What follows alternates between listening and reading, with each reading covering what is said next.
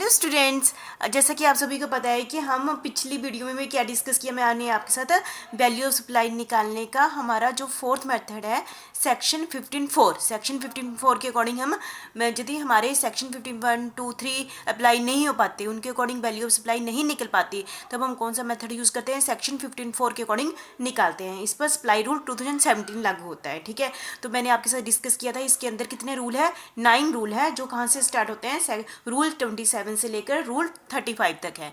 तो इस वीडियो में मैं आपके साथ डिस्कस करूंगी रूल 27 एंड रूल 28 को मैं आपके साथ डिस्कस करूंगी। ठीक है, तो रूल 27 क्या कहता है? Value of supply wear consideration is not wholly in money. जहाँ पर हम सप्लाई कर रहे हैं, जैसे कि ए बी को सप्लाई कर रहा है, बी रिसीव कर रहा है, और जो बी पेमेंट कर रहा है उसको पूरी की पूरी वो मनी में नहीं कर रहा है। ठीक है, जैसे उसने 30,000 की चीज़ ली है ना, तो 20,000 पे उसने कैश दे दिया और 10,000 की उसने क्या एक्सचेंज ऑफर नहीं होती है, पुरानी चीज़ दे दो और नई चीज़ ले लो, साथ में पैसे दे दो। ठीक है, ये वो वाला कंसेप्ट है। ठीक है, value of supply wear consideration is not wholly in money. ठीक है, ये टोटली वही कंसेप्ट है। ठीक है, तो इस केस में रूल 1 है, ये क्या है 27A के अकॉर्डिंग है। इस 27 जो ए है, ठीक है, 27 है, ये रूल कौन सा रूल है? 27। इसको भी आगे 4 भागों में बांटा गया है। इसमें भी 4 के अकॉर्डिंग हम क्या निकालेंगे, वैल्यू ऑफ सप्लाई निकालेंगे। रूल 27A है, रूल 27B है, रूल 27C है और रूल 27D है। तो सबसे पहले हम रूल 27A, अब बहुत सारी चीज़ों में ऐसे कंफ्यूज मत होना, बहुत ही सिंपल है, एक बार पढ़ो तो हो जाएगा, रेपिटेशन ही है। रूल 28 बोलोगे ना तो यहीं से चीज़ें उठ के वहाँ चली जाएंगी, और ये भले नॉर्मली आप सभी को पता भी है, नॉर्मली आप ये सारे पॉइंट्स आपको पता है, लेकिन हम सेक्शन वाइज कर रहे हैं इसलिए रूल के अकॉर्डिंग कर रहे हैं, तो ये थोड़ा सा आपने याद रखना है। तो पहला पॉइंट क्या आ गया? Rule 27A। Rule 27A, open market value of supply. Open market value of supply, नाम से ही पता चल गया। If the supply of goods और service is for consideration not wholly in money, the value of supply should be open market value of the. जैसे कि हो सकता है मिस्टर ए ने वॉशिंग मशीन बेची बी को 20,000 में, कितने की बेची? 20,000 में बेची। ठीक है, और एक्सचेंज ऑफर दी कि आप साथ में 20,000 दे दीजिए और साथ में ओल्ड वॉशिंग मशीन दे दीजिए। ठीक है, तो नॉर्मली वैसे वो मार्केट में यदि एक्सचेंज ऑफर नहीं देता है तो कितने की बेचता है? 30,000 में बेचता है। तो इसका मतलब क्या हुआ? उसने 20,000 कैश ले लिया और साथ में पुरानी मशीन ले ली, तो इसका मतलब क्या हुआ? उसने पुरानी मशीन की वैल्यू कितनी रखी? 10,000 रखी। ठीक है, तो इसके अकॉर्डिंग GST हो गया। ठीक है, और तो इसका मतलब कि वैल्यू ऑफ सप्लाई कितनी हुई? 30,000 हुई। तो वैल्यू ऑफ सप्लाई क्या आई? Open market value of supply के अकॉर्डिंग वैल्यू ऑफ सप्लाई क्या आई? सेक्शन 27A के अकॉर्डिंग कितनी आई? 30,000 आई। वैसे भी हम ऐसे ही करते हैं ना, यदि हमें कोई ये हमें बताता भी नहीं रूल ये है तो हमने ऐसे ही करना था। जितने की पेमेंट की है उसने 20,000 की, प्लस वॉशिंग मशीन की वैल्यू जो पुरानी की मार्केट में देख लेंगे कितनी वैल्यू है, मार्केट में देखनी है कि यदि मैं मार्केट में बेचती हूँ वॉशिंग मशीन 10,000 की तो टोटल 30,000 की होगी, है ना। तो हो गया, कंप्लीट हो गया, 27A कंप्लीट हो गया। दूसरा है if the open market value is not available, यदि जो पुरानी चीज़ है उसकी मार्केट वैल्यू है ही नहीं। जैसे तो ना मैंने ऊपर कहा 20,000 उसने कैश ले लिया और 10,000 की ओल्ड मशीन है, लेकिन मार्केट में भी उसकी मशीन की ओल्ड मशीन की वैल्यू 10,000 है। ठीक है, लेकिन जो हमारी ओल्ड मशीन वो साथ में दे रहा है, दूसरा केस कह रहा है मार्केट में वैल्यू नहीं है, मार्केट में वैल्यू नहीं है। ठीक है, if the supply of goods and services consideration not Holi, मतलब कि तो वही एग्जांपल लेते हैं। ठीक है, और लेकिन मार्केट में उसकी वैल्यू नहीं है, पर हमें इससे ही पता चल जाता है यदि उसने 30,000 की चीज़ 20,000 में दे दी, है ना, और मार्केट में वैल्यू चाहे मशीनरी की ओल्ड मशीनरी की नहीं है, लेकिन वो उसके बदले मशीनरी तो ले रहा है ना, तो इसका मतलब कि उसने ओल्ड मशीनरी की वैल्यू कितनी वैल्यू की है? 10,000 की है। ठीक है, तो इसके अकॉर्डिंग वैल्यू ऑफ सप्लाई कितनी आ जाएगी? 30,000 आ जाएगी। तो इसमें भी 30,000 ही है। ठीक है, बस ऊपर में क्या है 27A में क्या हुआ? ओल्ड मशीनरी जो दे रहा है उसकी मार्केट में वैल्यू है, तो उसके अकॉर्डिंग बोल दिया कि 20,000 प्लस 10। और 27B क्या कर रहा है? मार्केट में वैल्यू नहीं है, उसने अपने आप ही कह दिया चलो 10,000 में दे दो, 20,000 कैश दे दो और ओल्ड मशीन नहीं दे दो, तो उसने ऐसे ही विदाउट मार्केट उसकी वैल्यू निकाल ली। ठीक है, तो इस केस में वैल्यू ऑफ सप्लाई कितनी होगी? 30,000 होगी। ठीक है, 27B भी आपको क्लियर हो गया होगा। रूल 27C क्या कहता है? 20C क्या कहता है, value of supply of like kind and quality, like 27C जैसे कि आपको पता ही है ना, यदि हम नहीं किसी चीज़ की वैल्यू सप्लाई कर रहे हैं और हमें पता नहीं चल रहा कि इसकी वैल्यू क्या है ना, ऐसे नॉर्मल भी ऐसे कहते हैं ना, कोशिश कर ली, मार्केट में वैल्यू नहीं है, आपस में बैठ के भी कर लिया, नहीं हुआ, 27A और B के अकॉर्डिंग वैल्यू नहीं निकाल पाए, तो हम क्या करेंगे, हम तो देखते हैं कि इस टाइप की चीज़, इस जैसी चीज़ मेरा जो दूसरा मेरा साथ वाला दुकानदार कितने की बेच रहा है, ठीक है, ऐसी ही चीज़, इस टाइप की चीज़ दूसरा दुकानदार कितने रुपए की बेच रहा है, मान लेते हैं 30,000 में बेच रहा है ना, तो हम कहेंगे इसकी वैल्यू भी कितनी है, 30,000 है, ठीक है। तो लाइक, जैसे मैंने क्या शब्द बोला, लाइक का है, उसी टाइप की क्वालिटी, उसी टाइप की चीज़ यदि दूसरा पर्सन, मतलब वही चीज़ नहीं, उसी टाइप की चीज़ कोई पर्सन कितने रुपए की बेच रहा है, तो उसकी वैल्यू हम उतनी आंक लेंगे, ठीक है। चाहे मुझे लगता है समझ गए होंगे ना, अकॉर्डिंग टू सेक्शन 27C जो भी सप्लाई की जा रही है, सप्लायर रिसीवर को दे रहा है कोई चीज़, है ना, बेच रहा है ना, और हम उसकी वैल्यू नहीं निकाल पा रहे हैं, तो हम कैसे निकालेंगे, वैसे ही चीज़, वैसे ही क्वालिटी की चीज़ यदि हम देखते, चाहे कंपनी दूसरी है जी, जैसे ना कंपनी दूसरी है, क्वालिटी भी वही है, उसी टाइप की है, तो हम देख लेंगे मार्केट में उस जैसी चीज़ की क्या वैल्यू है, तो उसके अकॉर्डिंग हम कहेंगे ये क्या है, वैल्यू ऑफ सप्लाई है, ठीक है। तो मुझे लगता है समझ गए होंगे, है ना, 27C समझ गए होंगे। अगला है हमारा 27D valuation on the basis of consideration in money and rule 4 और 5, रूल 20। देखो, यदि हम सबसे पहले तो हम कोशिश करते हैं वैल्यू ऑफ सप्लाई कैसे निकालें, रूल 27A, रूल 27B और रूल 27C, तीनों में से एक के अकॉर्डिंग हमने वैल्यू निकाल ली। यदि हम तीनों के अकॉर्डिंग नहीं निकाल पाते, मतलब कि इसके अकॉर्डिंग नहीं निकाल पा रहे हैं, किया जो चीज़ हम सप्लाई करें उसकी वैल्यू नहीं निकाल पा रहे हैं, तब हमारा कौन सा सेक्शन लागू होगा, सेक्शन 27D।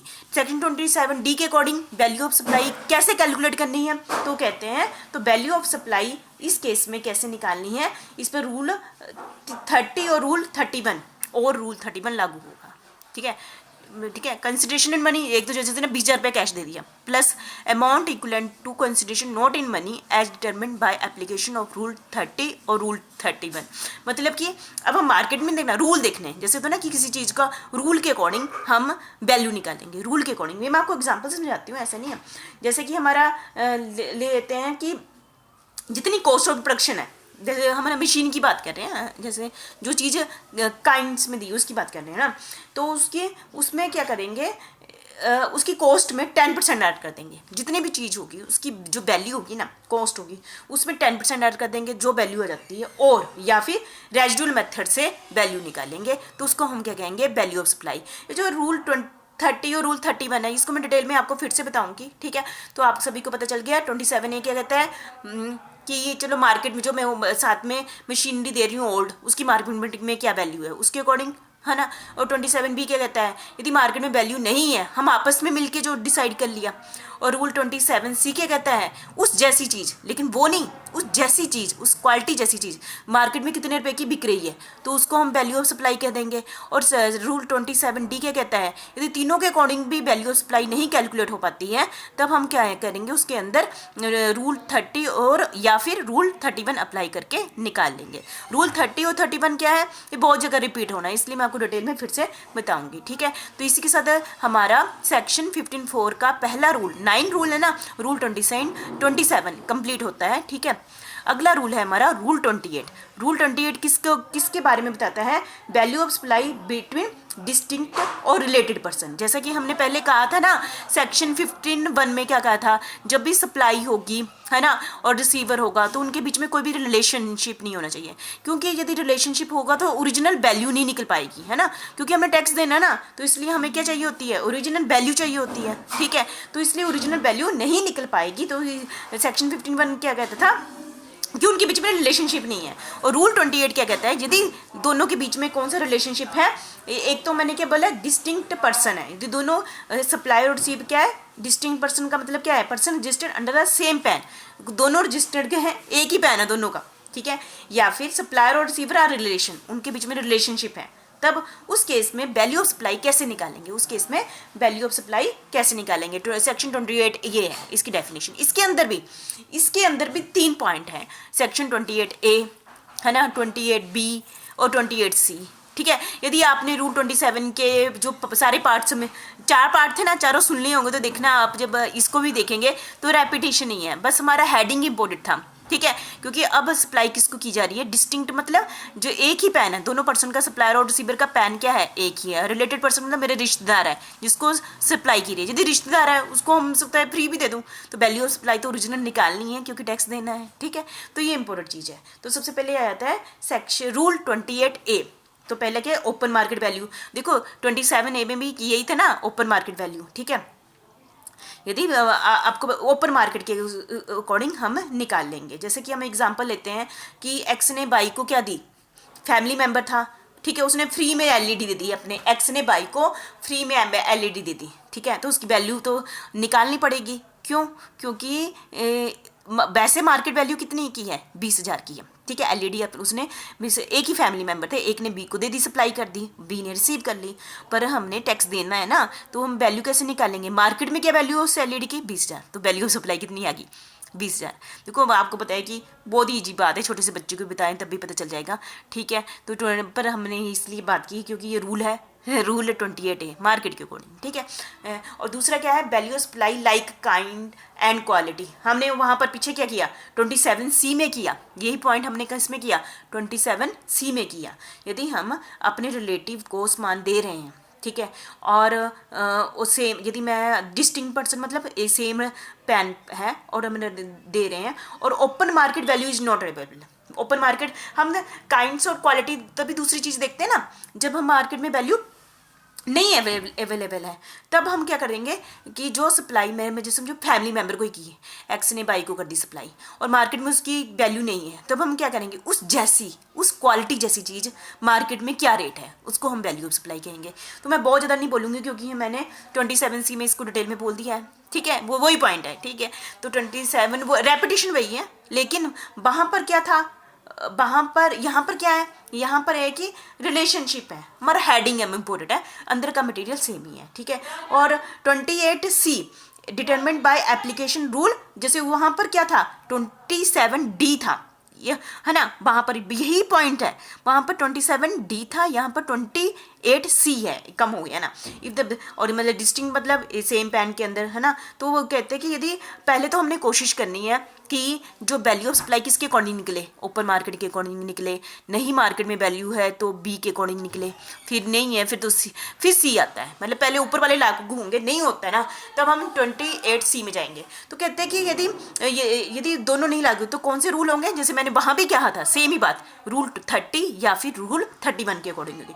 रूल 30 क्या कहता है, जितनी भी कॉस्ट ऑफ प्रोडक्शन है उसका 110% ले लो, तो ये क्या आ जाएगी, वैल्यू सप्लाई आ जाएगी। रूल सीधा ही है, मतलब कि मार्केट को नहीं देखना, कुछ नहीं देखना, फ्रेंड को नहीं देखना, उस जैसी चीज़ को भी नहीं देखना, मतलब कि उसकी कॉस्ट पड़ी ना जो सप्लाई कर रहा है, उसने प्रोडक्शन तो की होगी ना, उसकी जो भी कॉस्ट पड़ी उसका 110% कर लो, 100 रुपये की चीज़ पड़ी 110 रुपये वैल्यू ऑफ सप्लाई होगी, ठीक है।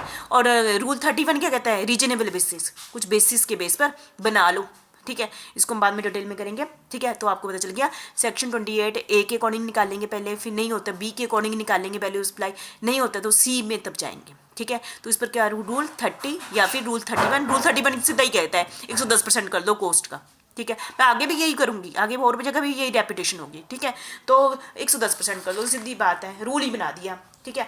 और इसी का ही लास्ट है 28 का, in case of goods intended for further supply by the receiver, जैसे कि जिसने भी सप्लाई ली है, जैसे नहीं मिस्टर एक्स ने बाई को दी, जैसे मैंने अपने फ्रेंड को दी, रिलेशन है ना आपस में, है ना, तो वो आगे फिर सप्लाई कर रहा है, तो क्या वैल्यू ऑफ सप्लाई निकालेंगे, तो इसके अकॉर्डिंग कहते हैं कैसे निकालेंगे, 90% of the price charge for the supply of goods of like kind है ना by the receive from the his customer. हो सकता है जिससे मैंने सप्लाई ली है उसने मुझे फ्री में दे दी है, हो सकता है, या फिर उसने मुझे कम रेट में दे दी है, जैसे कि हमने कहते हैं ना रिलेशनशिप मानते हैं ना, यदि कोई शेयर होल्डर है, उसके कंपनी में 30% शेयर है और उसने वो चीज़ कितने की ले ली है, कम रेट में ले ली है ना, लेकिन मार्केट में वो चीज़ कितने की बिकनी थी, है ना, तो उसकी कैसे निकालेंगे हम 90%, हम उसकी वैल्यू कैसे निकालेंगे, 90% of the price charge for the supply the goods of like, उस जैसी चीज़ें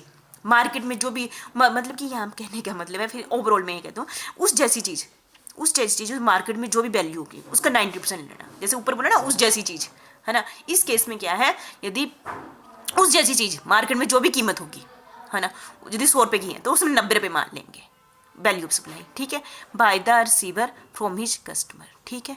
तो वो उसको कहेंगे हम वैल्यू ऑफ सप्लाई। मुझे लगता है कि आप समझ गए होंगे। रेपिटेशन थी 27 की, है ना, अंदर में 27A, है ना, 27C था यहाँ पर, ये 27D था, बस वो अंदर का पॉइंट्स सारे वही हैं, सेम टू सेम ही हैं, ठीक है। तो आप समझ गए होंगे। और ये था एक्स्ट्रा पॉइंट हमारा 4th पॉइंट, जिसमें कह दिया यदि वही जो रिसीवर आगे फिर से सप्लाई करता है आगे ना, जैसे रिटेलर आगे सप्लाई करता है कस्टमर को, तो क्या वैल्यू माने, तो कहते हैं जो भी उस जैसी चीज़ यदि मार्केट में जो भी है उस जैसी काइंड, है ना, काइंड क्वालिटी की चीज़ का मार्केट में जो भी वैल्यू होगी उसका 90% को हम क्या मानेंगे, वैल्यू ऑफ सप्लाई मानेंगे, ठीक है। तो इसी के साथ मैंने इस वीडियो में आपके साथ 9 में से 2 ही रूल डिस्कस किए, रूल 27 एंड 28, ठीक है। तो मुझे लगता है समझ गए होंगे, सेम ही थे, बस वहाँ पर 27A लिखना है ना, समझ गए, मैं अब ज़्यादा नहीं बोलूँगी, ठीक है।